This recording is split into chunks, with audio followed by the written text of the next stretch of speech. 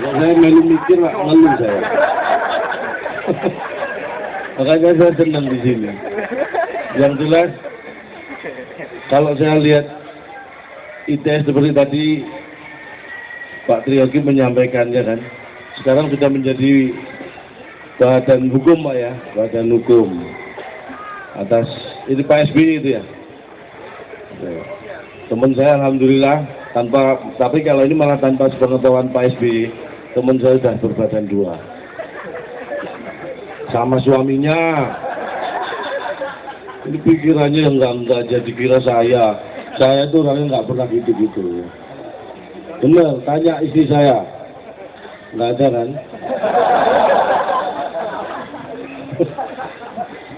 Saya itu ini loh ya, takut itu menentukan siapa teman kita. Takut maling itu temennya orang soleh. Ya kan, takut dosa itu temennya orang soleh.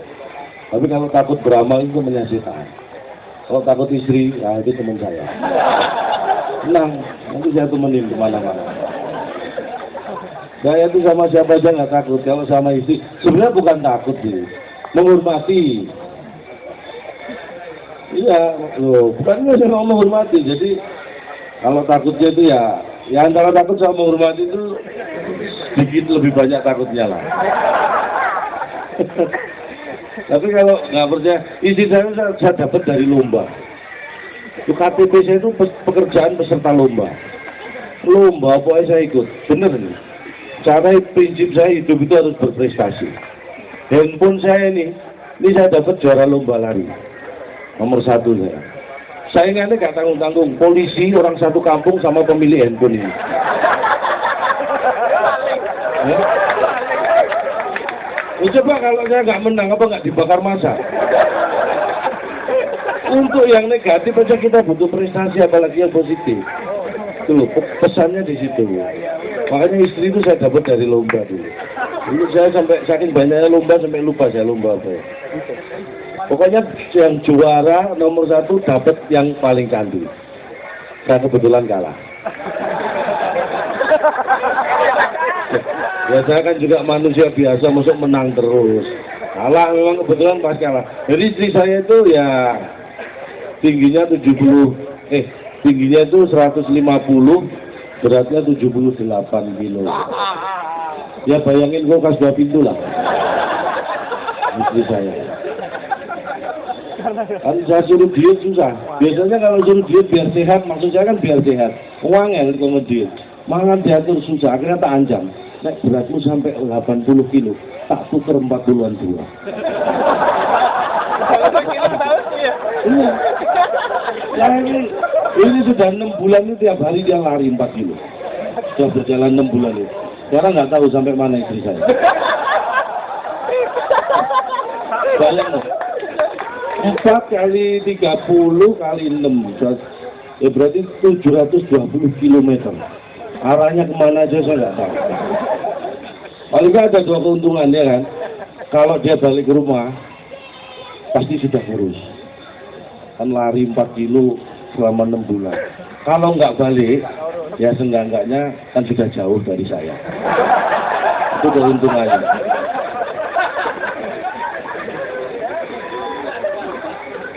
Olahragawan niru ke anak saya yang kecil cewek itu. Jadi masnya telepon anak saya latihan lompat tinggi. Yang cewek itu. Tadi jam 11 lompat sampai sekarang belum turun. Bakatnya olahraga luar biasa. Apa tuh? Ada intensi gini-gini. Sembarang mesti ngelewati aturan. Ketawa juga. Yang lain udah selesai malah baru ketawa. IP-nya mesti ndai.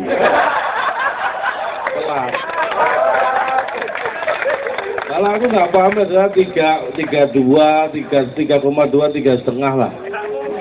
2 semester di jumlah. Belum selesai. 2 semester.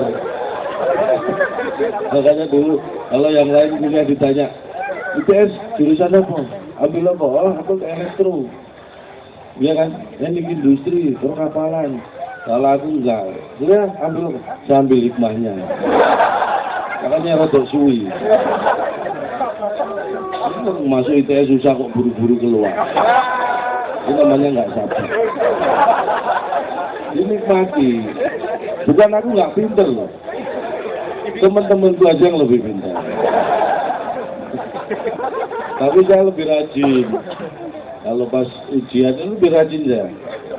Jadi yang lain cuma nunduk, saya tolak. Ujian mendikmu aja. Ujian tak berdoa ya. Aku tolak. Gak ketok. Karena ya. Heran saya juga heran sama saya. Bisa ngini. Nah ini tolong diperhatikan, yang bawa anak diperhatikan. Anak kecil, hati-hati. Kalau nggak mau ketawa jangan dipaksa Bu.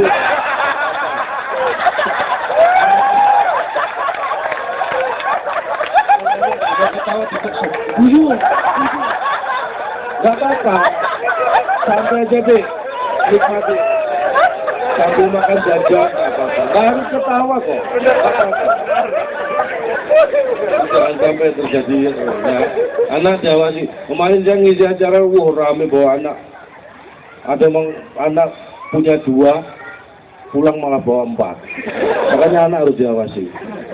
Jangan sampai kelebihan bawa. Biasanya banyak kalau gini nih, acara yang rame-rame itu biasanya kalau di mall, di lapangan terbuka ini biasanya banyak anak yang kehilangan orang tuanya. Bukan orang tua kehilangan anak, karena biasanya yang ke panggung itu malah anaknya. Berarti kan dia yang kehilangan orang tuanya. Karena makanya ini pelajaran bagi orang tua. Oh, cuma mentang-mentang tua terus anaknya gak direken. Gawe ini enak, tanggung jawab jalan. Ya, penting. Anak itu masa depan kita. Makanya saya bangga menjadi bangsa Indonesia. Tepuk tangan buat Indonesia. Aku yang belak lulusan ITS, aku senang Indonesia ke depan wis ayem. Wong ITS itu jujur-jujur, kan? Anaknya aja tahu. Umur berapa tahun? Setahun 2 bulan. Saya doakan nanti bulan depan jadi setahun 3 bulan. Loh, didoakan kok nggak mau. Siapa tahu bulan depan 1 tahun 6 bulan kan kaget sampai. Didoakan step by step. Saya bangga jadi warga negara Indonesia soal apa? Indonesia tidak akan dari sana. Indonesia itu bangsa paling kuat, bangsa paling hebat, bangsa paling sabar, paling tabah. Kalau ngalahnya Indonesia, saya itu sudah keliling 5 benua itu sudah, kecuali Eropa, Amerika, Afrika, sama Australia. Tapi Asia ya.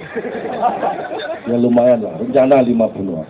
Itu negara ngalahnya Indonesia kalau paling kuat, paling tabah. Bayang 350 tahun dijajah itu gak kuat, gak tabah. Ya kan? Makanya, itu karena apa? Apa karena kita nggak pinter? Dari saya orang Indonesia mau pinter-pinter. Ngapusi yo pinter. Semua orang pinter orang Indonesia. Gak ada pinter ngalahin Indonesia, gak ada. Amerika, Eropa pamer, gitu. Cloning, menciptakan generasi berikutnya jutaan dolar, ditoknya. Teknik cloning, ya, jutaan dolar itu. Eksperimen. Indonesia itu saking pinternya, ribuan tahun gak ada spesial pun. Menciptakan generasi berikutnya sama persis, gak perlu cloning, cukup klonan. Indonesia. Ayo kok jutaan dolar klonan naik tercipta generasi berikutnya sama persis, yo males sih yo. Ya apa cloning, klonan, mandi. Jangan kalah. Makanya kalau negara lain pamer apa Indonesia, Amerika itu anak guru-guru Indonesia. Percaya gak sama? Enggak. Aku sedang ngomong ITS ini, gak gampang percaya. Aku senang. Orang kalau nggak gampang percaya itu artinya orang yang enggak ayah dikandani.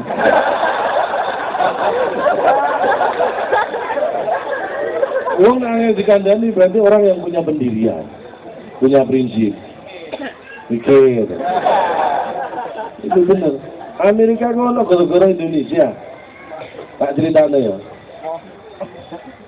Sampai Ratu Spanyol biyen dulu memerintah Christopher Columbus. untuk cari rempah-rempah. Dulu rempah-rempah itu kebutuhan utama bangsa Eropa. Dan di sana nggak ada, larinya kemana? Sini. Perjalanan nyasar nemu benua Amerika. Coba kalau nggak ada perintah nyari rempah-rempah ke sini. Sampai sekarang Amerika gak ono sing nemu. Barack Obama kok nggak tolah. Ya gak ono sing nemu benua. Itulah hebatnya Indonesia gara-garanya. Napoleon Bonaparte jatuh gara-gara Indonesia. Percaya nggak? Nah, Anda ini ya. Kalau ini boleh cerita mana? Percayalah wis. Gak usah terusnya. Percaya waduh. Napoleon itu jatuh gara-gara Indonesia. Saya tahunnya lupa, tahun Napoleon saya yakin juga lupa dia.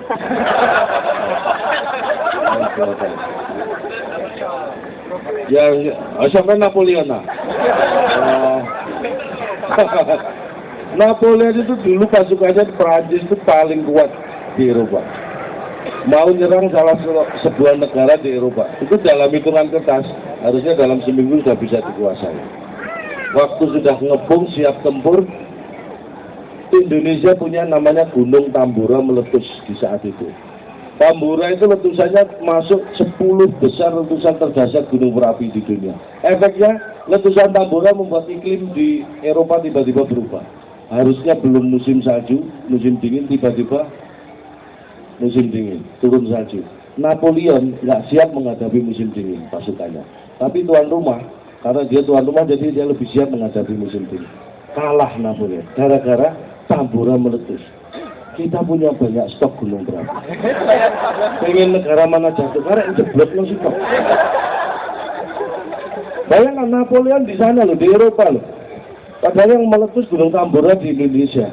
Coba kalau kita sempat mindahin gunungnya kemana, pasti lebih hancur lagi.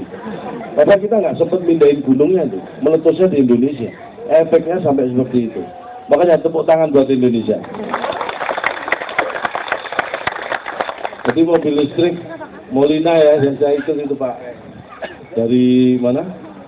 Jakarta ke Surabaya, Jakarta, Bandung, terus Jogja, Surabaya. Memang harus dicolok ke pakai jatuh daya dulu kan. Di charge sekitar 8-10 jam, dia jalan sekitar 120 kilo lah. Itu sekarang, tapi nanti 15 tahun, 10 tahun ke depan mungkin kita sudah nggak perlu cari power untuk ngecas. Nanti kalau ada sedan belakangnya mobil box, nah itu power bank. Tidak perlu cari colokan. Pengembangannya nanti ke arahnya ke sana. Bener itu. Sepeda motor belakangnya kayak gerbong kecil gitu, gerobak gitu. Nah itu power bank. Itu depan arahnya ke situ. Makanya ITS itu, pikirannya jauh ke depan, mewakili bangsa Indonesia. Bangsa Indonesia pikirannya jauh ke depan. Ini contoh sepele, sampai mesti roh sampai. Nek pesawat internasional, nek penumpang teko negara ndi. Cara mengetahui asalnya dari mana tanpa berkomunikasi. Ya apa caranya? Kan nanti ngerti? Ya wis, dadi terus aku yo gak. Caranya dilihat dari cara makan. Aku ndelok lulusan dia teko cara makan iso. Lah ITS iki mau makannya tuwerte penuh, masih dua, kok ya bertahan terus, ngumpul tenang gitu. Itu lulusan ITS rata-rata. Tapi nek makan, cara makan itu menunjukkan bangsa. Nek pesawat sampai dulu, nek mari mangan sendok garpunya ditutup ini, bilang, Amerika, telon bule, Amerika, bisa, biasa. Nek ditutup lurus, Eropa. Nek ditutup miring dengan Eropa Timur. Nah, ditutup miring Nio, itu Timur Eropa. Begitu, Timur Eropa sama Eropa Timur. Eropa Timur itu Eropa bagian timur. Kalau Timur Eropa terserah siapa aja, pokoknya Timur Eropa. Tuh, nah Indonesia CC, ditelok sendok garpu hilang, telepon lokal. Itu Indonesia. Ciri khas, pertahankan. Ini yang menunjukkan bahwa bangsa Indonesia itu berpikir jauh ke depan dibanding bangsa lain. Benar, bangsa lain nggak pernah punya pikiran sendok garpu pesawat bisa dipakai di rumah. Kita sudah punya pikiran itu, jauh ke depan. Makanya saya pertahankan. Kalau tukar koleksi aku akeh. Sendok garpu pesawat. Kenapa? Loh, karena bawa pulang sendok garpu pesawat nggak melanggar hukum kok, boleh itu. Yang melanggar hukum itu bawa pelampung. Yang di bawah kursi itu nggak boleh. Saya pernah nyoba. 2 tahun itu ancaman hukumannya. Nggak boleh itu. Kalau sendok garpu pesawat bebas. Oh malah kapan ya sempat pramugari ini kok katut. Bawa ke rumah. Alhamdulillah suruh. Oh sampean malah manas-manas. Ya, itu ciri khas. Makanya Indonesia jangan sing ngalah no. Harus dibawa poin Indonesia. Satu-satunya bangsa yang pernah keluar PBB Indonesia. Bangsa yang lain nggak berani. Kita itu berani keluar dari PBB. Saya kan tahu ceritanya kan. Bung Karno dulu tahun 50 wah. Enggak, bukan 52. 63 atau 62, pokoknya waktu Ganyang Malaysia itu.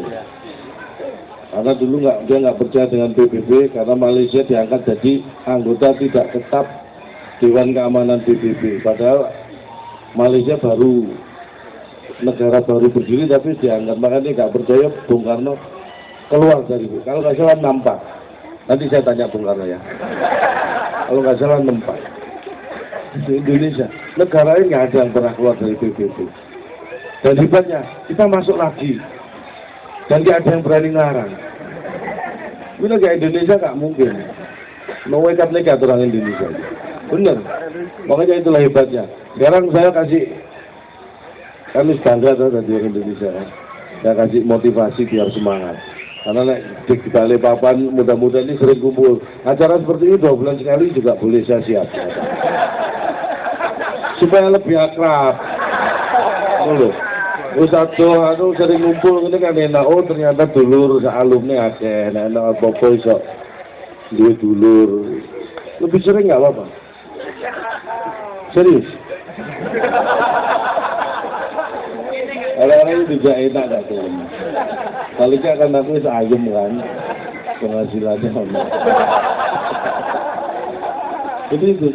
Itu namanya tak kasih motivasi biar semangat semua. Kenapa kita bisa kumpul seperti itu? Ya seperti ini, karena kita sehat. Nah ini mumpung kita semua yang sehat bisa berkumpul di sini, mari kita sambil doakan. Mungkin saudara kita yang saat ini sedang sakit atau keluarga yang sedang sakit, mudah-mudahan cepat diberi kesehatan biar bisa berkumpul seperti kita ini. Kalau semua sehat, apa-apa enak. Wong sehat itu mangan enak, nyambut gawe enak. Coba nek loro, barang enak pun jadi nggak enak. Makanya sehat itu penting. Yang penting itu sehat. Ana sing ngerokok kayak gitu. Perokok. Oke. Aku bodoh, aku perokok ya. Nggak, memang merokok itu nggak sehat, nggak baik. Jadi yang tidak merokok jangan sekali-sekali coba merokok. Merokok itu bikin ketagihan dan itu nggak baik buat kesehatan. Tapi memang saya sudah terlanjur merokok. Jadi pesan saya kalau yang tidak merokok jangan coba-coba merokok. Tapi kalau yang sudah jadi perokok, pesan saya juga jangan takut mati kalau merokok. Pak Triula mana Pak Triula? Jangan takut mati kalau merokok Pak. Benar, kan ada korek, bisa dinyalain lagi. Ya apa mati? Kira-kira ngerokok mati kan ada korek, kan ada korek bisa nyilih konco. Kau wedi mati, ngerokok kau wedi mati, konyol. Ya. Jangan takut mati kalau merokok. Karena ini yang ceweknya masih jomblo banyak nggak ini? Dia udah pengen dulu lanang itu, karakternya kayak apa, cara membawa rokok. Kita ajari ya men, sing itu. Dulu wong lanang itu cara nggawa rokok ketahuan karakternya. Nek wong lanang lungo-lungo cuma nggawa korek, gak nggawa rokok. Itu karakternya tipe yang optimis. Optimis mesti oleh rokok. Karena nggawa korek kok. Tapi orang sing nek metu lunga-lunga cuma nggawa rokok, nggak nggawa korek. Itu tipe pesimis. Saya mikir, wah nek nyilih korek mesti ono sing njaluk. Pesimis. Tapi ono gak nggawa rokok, gak nggawa korek. Nah itu tipe pengemis. Ojo cedai. sembarang jaluk korek nyilih rokok jaluk. Iya kan? Berarti itu tipe cowok dari cara membawa rokok. Lalu dia sing perokok apa lho? Pemerintah ini walaupun pemerintah negara kita itu pernah melakukan kesalahan urusan rokok. Sampean mau rokok itu.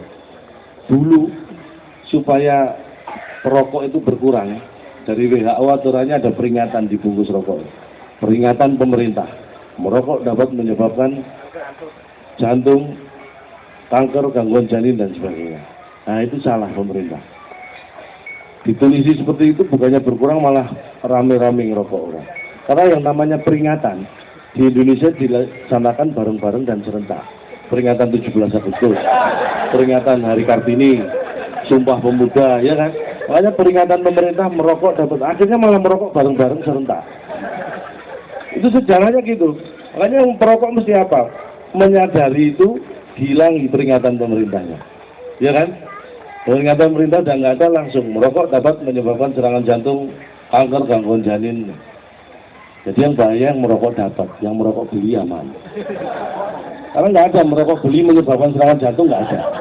Jadi sering jaluk itu mau irit, tapi hati-hati sampai rawan serangan jantung. Mulai saya ini ngerokok tuku. Terus ngerokok bondo paru-paru tok. Bondo paru-paru.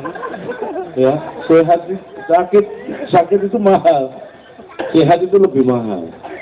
Makanya arep merokok bondo tuku supaya justru aman. Sekarang lebih sadis lagi.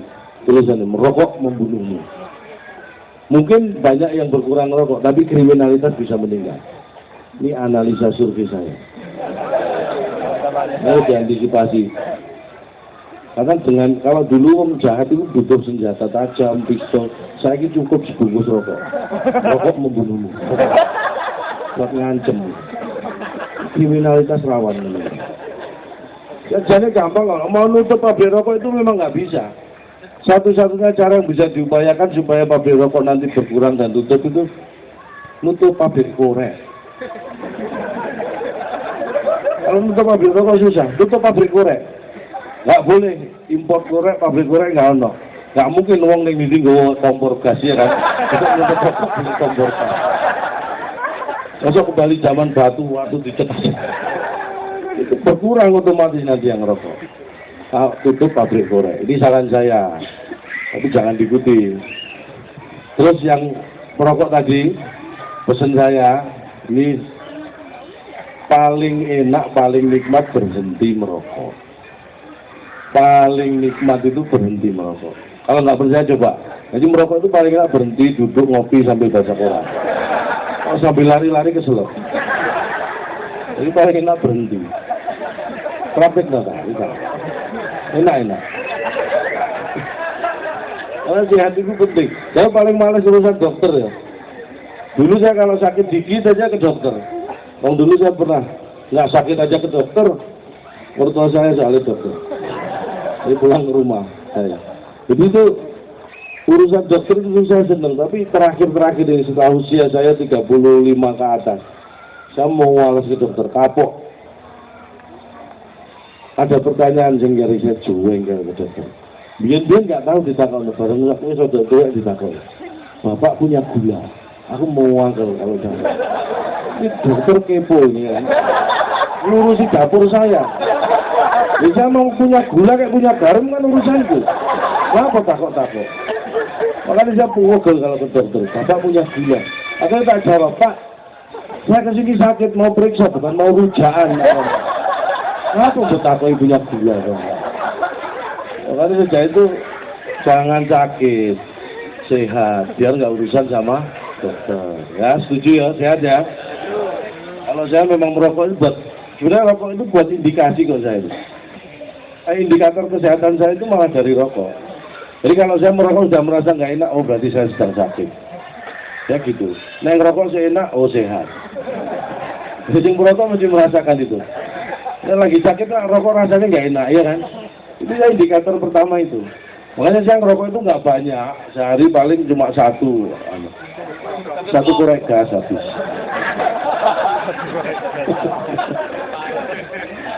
Jadi itu. Jadi yang bikin ketagihan itu jangan yang nggak ngerokok jangan coba-coba ngerokok. Yang cewek jangan gini ya, yang cewek-cewek jangan coba-coba operasi plastik itu bikin ketagihan juga loh. Ya, terus ayu, kita itu dilahirkan itu apa adanya itu paling api. Gak usah sing elek aja dulu mententeng dulu. Santai ini nggak gede elek-elekan kita itu. Apa elek itu relatif. Orang ganteng jelek itu kan relatif beda. Tapi kena ITS sih kompak nih ya kan. Sing ganteng kumpul ganteng, sing ayu kumpul ayu, sing elek nyebar. Benar, tapi benar sing elek aja ngumpul ketok tunangan elek ya. Ini nyobar aja ketok, apalagi ngumpul. Tapi jangan takut jadi orang jelek, jangan minder, nikmati kejelekan. Karena itu juga sama dengan bawa sendok garpu, itu ciri khas. Jelek itu ciri khas juga, jangan disia-siakan. Nikmati kejelekan Anda. Apapun di dunia ini kalau tidak bisa disembuhkan, itu berarti memang untuk diderita, termasuk jelek. Jadi jangan dioperasi plastik, jangan. Pertahankan kejelekan. Karena semua itu ada batasnya kok, ya kan?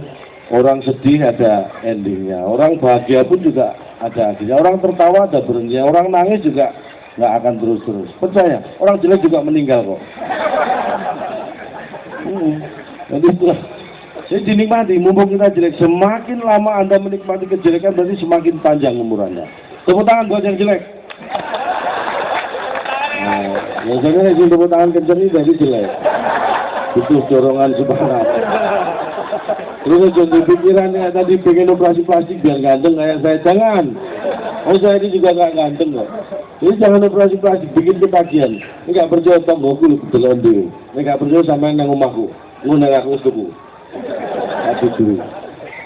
Tonggoku itu lumpang siapa sayu itu. Orang 2 tahun yang lalu operasi plastik pertama bibir. Merasa sukses 2 bulan kemudian pipi. 3 bulan lagi dagu. Sekarang 2 tahun itu hampir seluruh anggota tubuhnya dioperasi plastik. Sekarang kayak apa tetangga saya? Jas hujan. Memang nggak pengen kayak jas hujan, jangan mulai operasi plastik. Itu bikin ketagihan, etik. Ya, pertahankan apapun yang kita dapat ini adalah karunia. Kita punya kelebihan di balik kekurangan kita, dan kita ada kekurangan di balik kelebihan kita. Makanya kita klien seperti ini untuk saling melengkapi. Ono sing dhuwur, ono sing gak dhuwur, ono sing ganteng, ono sing gak ganteng, ono sing ayu, ono sing gak ayu. Itu untuk saling melengkapi. Jadi ini melakukan bareng untuk melengkapi yang melihat, ya kan? Ono pemandangan api, ono sing elek, beneling. Bahwa hidup itu, kalau cara membedakan wong api, wong elek ya apa? Gampang. Ilmunya ilmu yin yang. Ada siang, ada malam, ada laki-laki, ada perempuan. Membedakan orang baik tidak baik itu prinsipnya sama. Orang baik sering bicara tidak baik.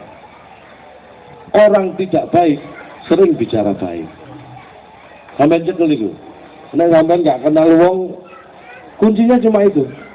Ini orang baik atau enggak dinilai dari itu. Kalau dia sering ngomong tidak baik, berarti dia orang baik.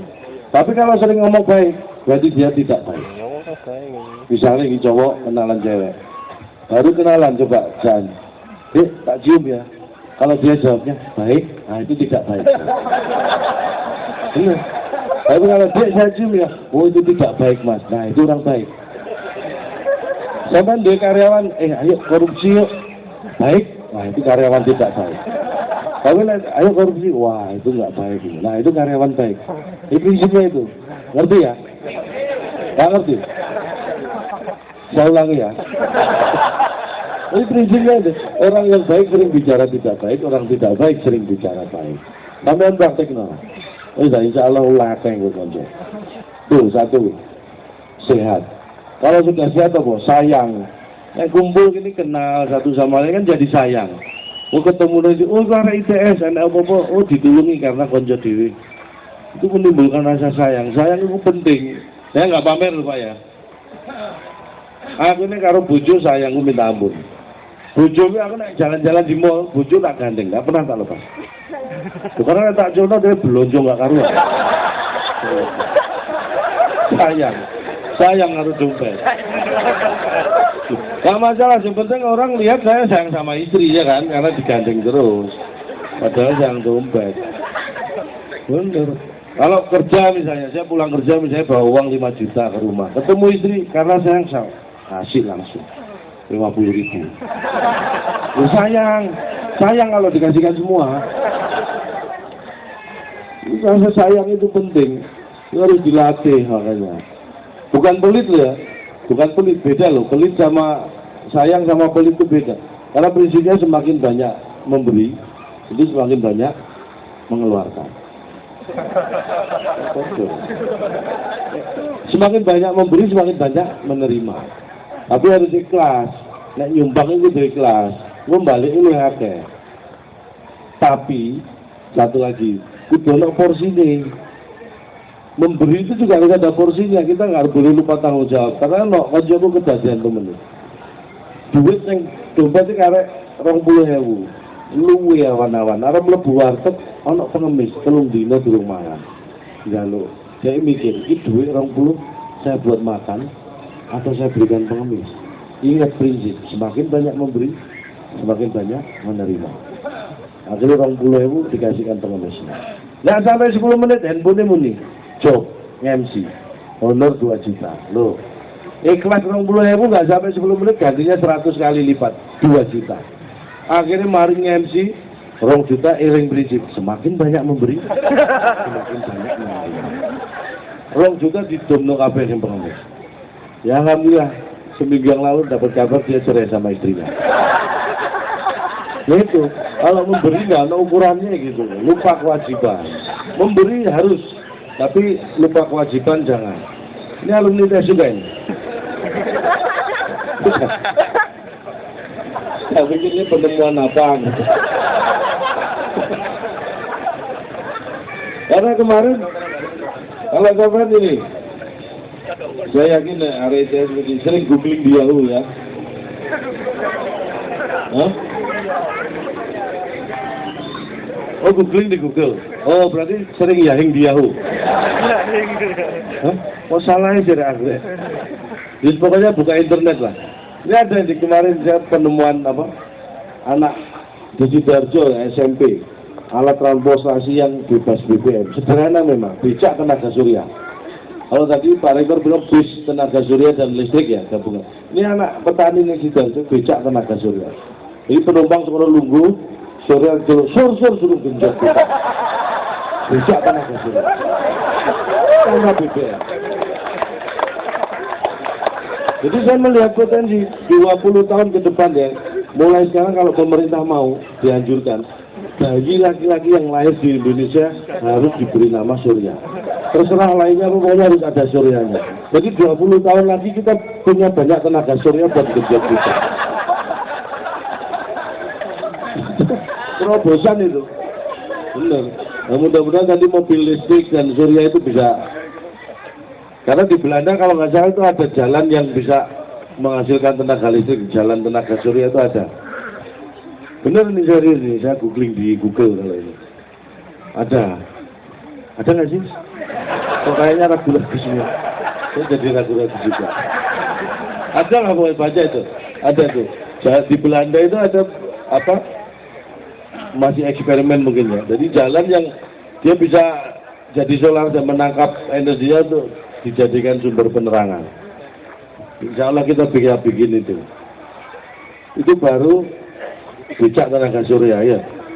Jember tuh, arek lulusan SMP juga dapat penghargaan dari Jerman. Kayaknya sih tuh. Kamu rekam. Makanya lu Google, buka internet, anak SMP Jember itu menemukan alat sederhana juga sih alatnya, tapi bisa nembus dinding sampai setebal 50 cm, nembus pandang. Dapat penghargaan dari Jerman, alatnya diberi nama jendela.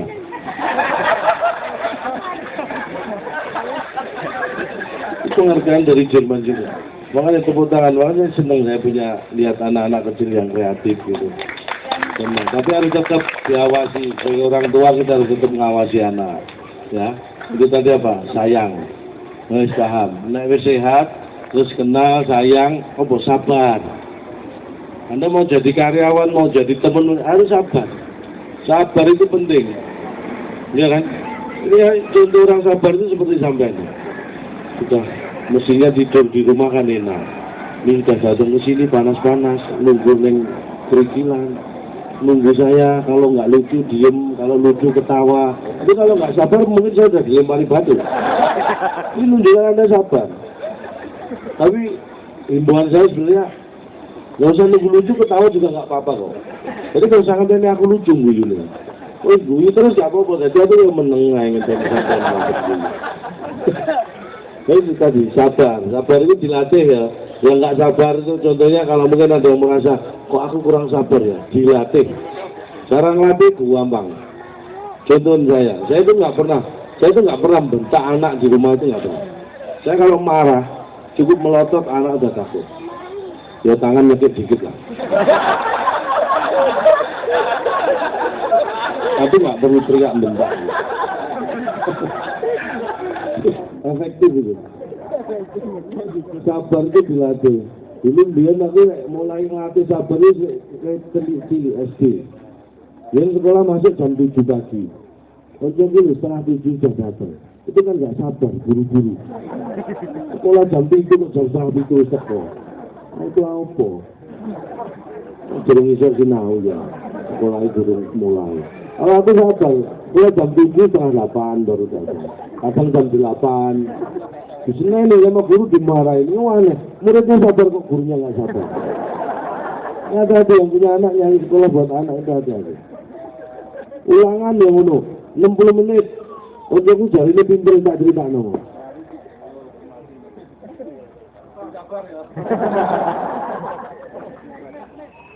Mati lampu.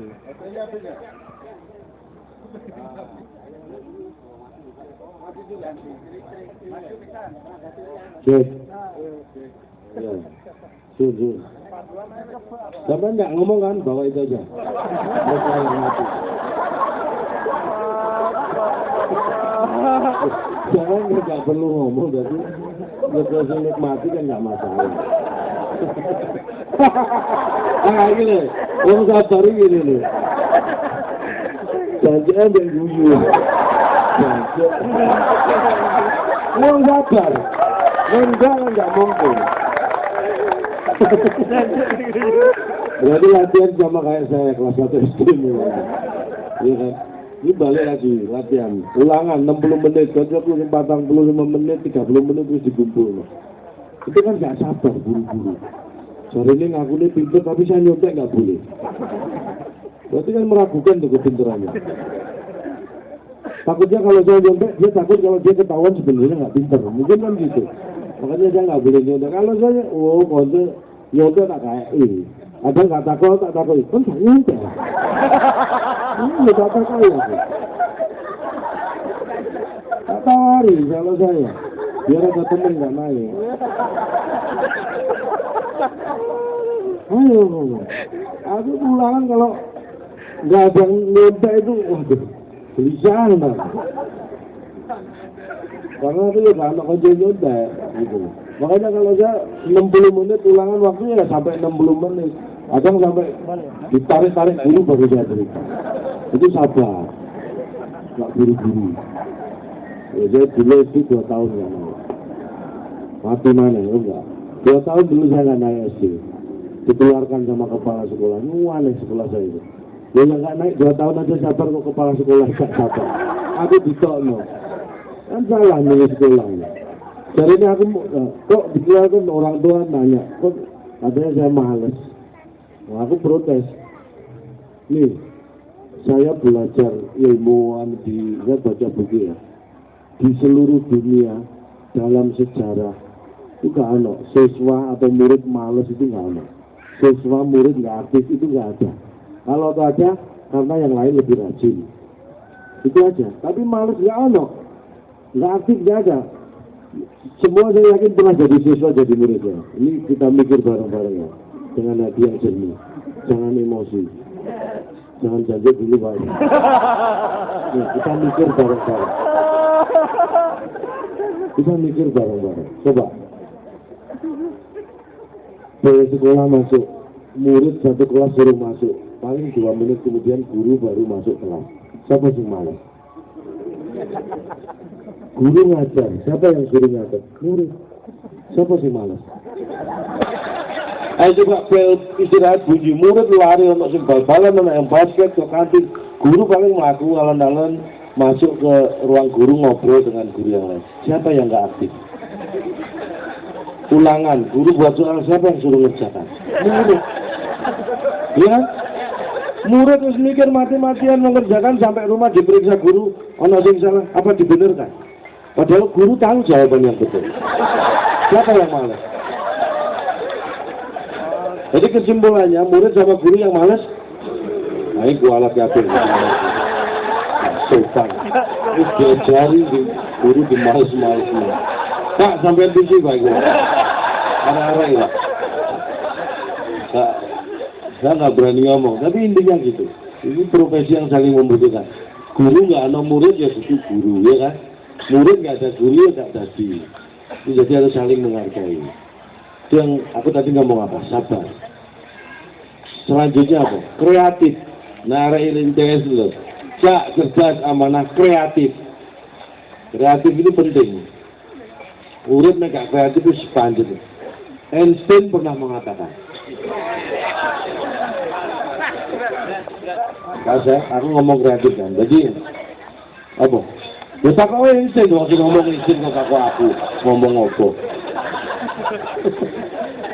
Ya, Einstein itu pernah mengatakan gini. Orang melakukan hal yang sama berulang-ulang dan dia mengharapkan hasil yang berbeda, itu sama dengan orang gila, nggak waras. Jadi kalau kita ingin menghasilkan sesuatu yang berbeda, kita jangan melakukan hal yang sama, harus berbeda juga. Itulah diperlukan kreatif. Cuma kreatif juga ada batasnya ya. Ini saya ingetin, kreatif itu ada batasnya. Contohnya kalau saya ada anakku di, anakku tak kayak contoh nggak mau, biar buat Anda semua tahu. Kreatif itu harus ada batasnya, ada etikanya. Itu contoh anakku. Kreatif tapi kadang-kadang kebablasan. Yang namanya anak kecil ya. Biasanya pulang sekolah itu jam 2, jam 1. Kemarin jam 10 sudah pulang. Loh, kok kamu udah pulang? Udah izin bu guru Pak. Emang boleh? Boleh. Nggak sampai 15 menit. Gurunya ke rumah. Itu kok bu guru ke rumah?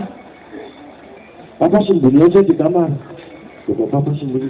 Aku tadi izin Papa sakit keras masuk rumah sakit. Kreatif tapi melanggar etika. Kebablasan ini. Ya akhirnya saya sembunyi ke kamar. Karena saya harus menjaga nama baik anak saya. Ya orang tua yang bertanggung jawab kan gitu. Saya menjaga nama baik anak saya. Ya saya masuk kamar. Begitu urusan dengan guru selesai, bu gurunya pulang baru keluar kamar saya kasih tahu. Lain kali nggak boleh seperti itu. Boleh kamu alasan, nggak boleh alasan papa sakit keras masuk rumah sakit. Nggak boleh, kan masih ada mama. Mama kayak yang sakit keras. Anak itu harus dilatih. Susah, harus pelan-pelan. Oh saya itu nggak pernah beliin handphone anaknya, nggak pernah, karena biar nggak terganggu sekolahnya. Berapa ya, 2 minggu yang lalu, pulang-pulang tuh bawa handphone.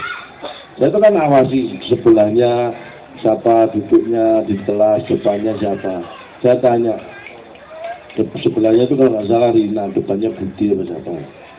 Pulang-pulang bawa handphone itu. Handphone siapa? Handphonenya Budi Pak. Kamu marah, siapa sih ngajarinya? Kenapa kamu ambil handphonenya Budi? Handphonenya Rina jelek Pak. Apa nggak tambah marah orang? Saya emosi. Lain kali nggak boleh gitu. Kalau bisa dua-duanya kenapa milih ini? Harus dilatih. Harus maksimal. Karena saya ngajari, saya itu tipe orang tua yang nggak gampang terbawa arus. Jadi kalau ada yang, teman kantor ganti handphone, melu-melu ganti handphone, ya kan? ganti mobil ikut-ikut ganti. Saya bukan tipe yang gitu. Saya tuh ganti itu selalu bukan karena temen ganti, enggak. Saya selalu cari momen yang pas. Nah itu pas barang-barang itu ditinggal yang punya. Pas. Kemarin saya mau ambil mobil Korea, nggak jadi. Dilihatin sama yang punya. Itu momennya pas. Jadi anak itu kreatif harus dilatih. Anak saya itu, wah, kalau belajar itu saking demokratisnya, saya nggak pernah nyuruh anak belajar. Kalau nggak percaya tanya saya. Nah, kalau mau belajar itu anak lari, Pak aku lempar koin dulu Pak. Ya, kalau keluar angka, aku main-main Pak. Kalau gambar, aku tidur Pak. Terus belajarmu apa? Kalau koinnya berdiri Pak. 2 tahun nggak naik kelas juga. Tapi itu cara saya mengajarkan dia biar menghargai proses. Akhirnya dia tahu kalau nggak belajar nggak pinter, kalau nggak pinter nggak naik kelas. Dia sadar sekarang jam 6 sore sampai jam 10 malam nggak pernah disuruh langsung belajar, nggak pernah nonton TV. Kebetulan TV sudah saya jual. Sinau terus. Itu ulangan kemarin Pak, IPA dapat 9 Pak, IPS dapat 10. Buat saya itu hasil akhir nggak penting. Yang penting dia bisa menghargai proses. Teman-teman dapat berapa? 100 Pak.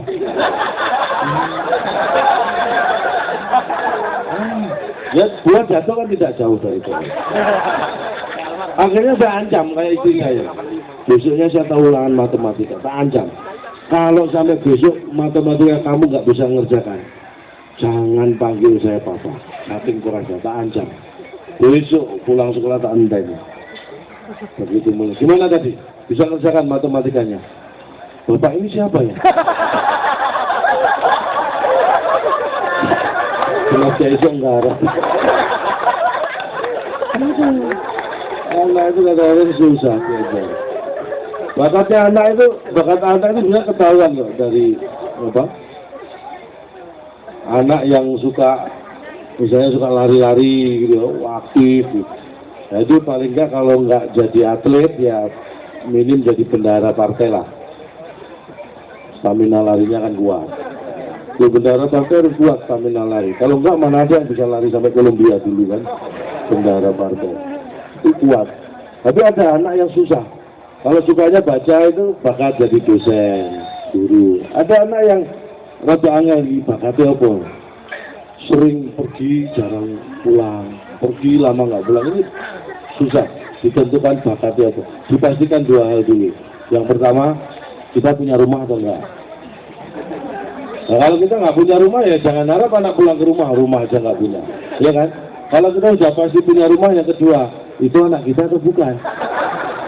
Nah kalau bukan ya jangan diharap pulang ke rumah kita. Tapi kalau sudah pasti kita punya rumah, ya kan? Terus itu anak kita, kok nggak pulang-pulang? Nah mungkin dia lari sama istri saya tadi yang belum balik. Itu dicari bareng. Bahkan anak itu penting, bukan dia kok, kreatif ya. Terus berikutnya apa kalau sudah kreatif? Enggak aja gini kok. Betul itu. Berikutnya kalau sudah kreatif, berani. Zaman kreatif saya gak wani percuma. Kreatif itu harus ditunjukkan. Ya kan? Sampai ini semua pemberani. Saya juga. Saya untuk berdiri di sini ngomong seperti ini dibutuhkan keberanian. Tapi untuk di situ duduk mendengarkan juga butuh keberanian. Kita ini sama-sama pemberani. Saya berani ngomong di sini, Anda beraninya cuma duduk di situ. Sama-sama berani kan. Ayo coba kalau berani ngomong di sini, biar saya duduk di situ. Nah, berani kan? Beraninya duduk di situ. Sama-sama berani. Itu berani itu juga turunan kok. Nggak semua orang gede itu pemberani. Tapi tidak semua orang kecil itu penakut. Saya punya teman, kecil. Tapi, beraninya minta ampun. Semua dilawan sama dia. Dirinya sendiri loh dilawan. Itu saking nggak berani itu orang gimana. Kalau jadi beraninya keturunan. Mbah saya itu kalau ceritanya bapak itu, zaman perang kemerdekaan. pejuang 100 dikepung Belanda. Semua lari, mbah saya nggak lari. Bener, mbah saya ikut tentara Belanda. Bener ini. Jadi nggak lari mau ikut tentara Belanda. Tapi berani. Zaman dulu keputusan apa orang Indonesia ikut tentara Belanda itu begitu keberanian juga. Nurunnya ke saya. Saya itu, wah, ya cuma sama istri saya itu takut. Bener. Kampungku ya 2 bulan yang lalu kan diserbu geng motor rumah saya itu. Satu kampung jam 12 malam dilempari kaca. Dilempari batu rumah-rumah kacanya. Satu kampung itu pada lari, saya tuh yang lari. Saya pas luar kota. Bener ini. Tapi jangan-jangan loh. Jam balik itu masih dicegat anak piro 8 nih aja. 8 anggota geng motor nyegat saya. Tak delok sitok-sitok 8 kalau bojoku tak lawan. Dene mau bojo kok. Maju sitok tangan tengen tes nyungsep. Sing keloro tak antem tangan kiwa tes tepar. Sing ketelu tak panjang sikil kiwa tes nyungsep. Sing kepapat sikil tengen tes dinosor gak karuan. Sing papat sisane sing gotong aku nang rumah sakit. Hancur.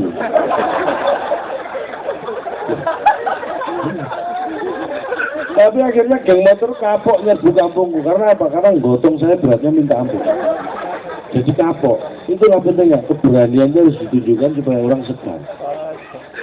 Tapi tetap berani ada aturannya. Itu yang penting ya. Tapi berani apa? Tadi pertama sehat. Tapi sehat sayang, sabar, ya kan? Kreatif, berani. Terakhir apa? Amanah. Amanah itu pada kalau ya seenggaknya jujur itu landasannya. Orang bisa amanah itu harus jujur ya. Terbuka. Jadi sampai harus pinter kaya apa nek gak jujur. Percuma. Kayak aku tadi. Gitu. Jadi jujur itu penting. Terbuka dimulainya. Ini contoh ya, terbuka itu barang jelek, barang bagus. Itu kalau tidak terbuka bisa bermasalah. Barang jelek pastilah. Tapi barang sing apik pun nek ditutup-tutup bisa dadi elek. Percaya gak sampean? Barang sing bener kita tidak terbuka bisa potensi bermasalah. Contoh, saya punya tonggo. Manten anyar, ya wis setengah tahun lah. Bojone telat 2 bulan. Periksa dokter dinyatakan hamil. Tapi hati-hati, ini hamil pertama harus dijaga, dia tidak boleh capek. Gitu. Akhirnya pulang rumah suami dikabari, Pak aku telat 2 bulan periksa dokter hamil. Seneng, sing lanangnya kan, wah. Tapi jangan cerita siapa-siapa dulu Pak. Nah ini, mulai tidak terbuka. Padahal ini kabar gembira. Tapi ditutup-tutupi. Loh kenapa? Kata dokter masih rawan, harus dijaga. Jangan sampai terjadi apa-apa, nggak boleh capek. Oh iya, benar ya, jangan cerita siapa-siapa. Iya. Mulailah episode tidak terbuka untuk sesuatu yang baik.